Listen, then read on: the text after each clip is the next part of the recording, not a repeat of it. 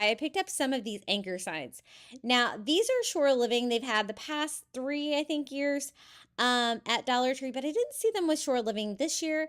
But I am still finding them from time to time in the Crafter Square.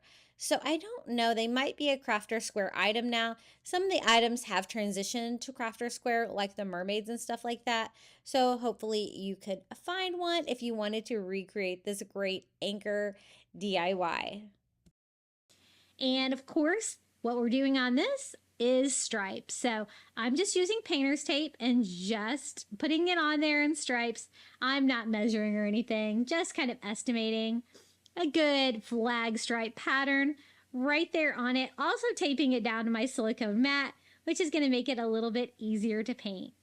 Now we are going to go in with some traditional bright red acrylic paint to give some bright red stripes on here for this flag.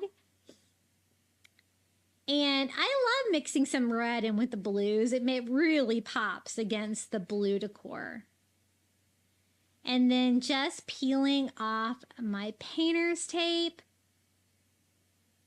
to reveal some beautiful red stripes. And I'm not going to paint the white lanes white. I'm just going to leave it the natural wood. I think it looks great in coastal.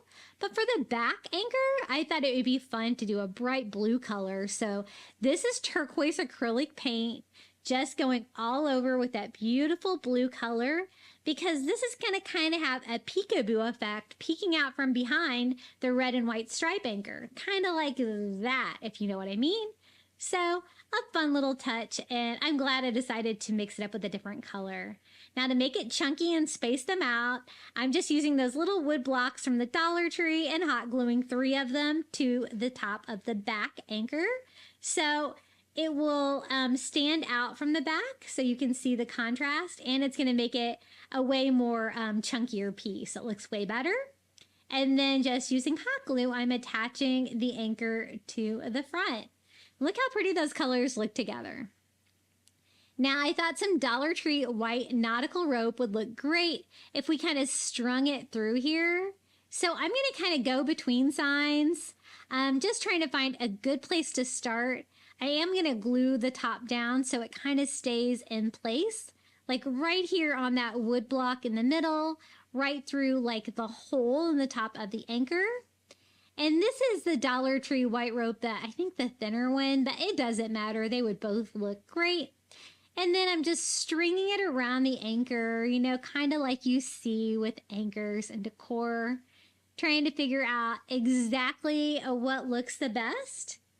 And then I can secure it with some hot glue. I think that looks pretty good. So a little hot glue there to keep it in place. And this DIY is complete. You can just hang it with the little circle opening there at the top. And I think it turned out really fun. I love the color combination.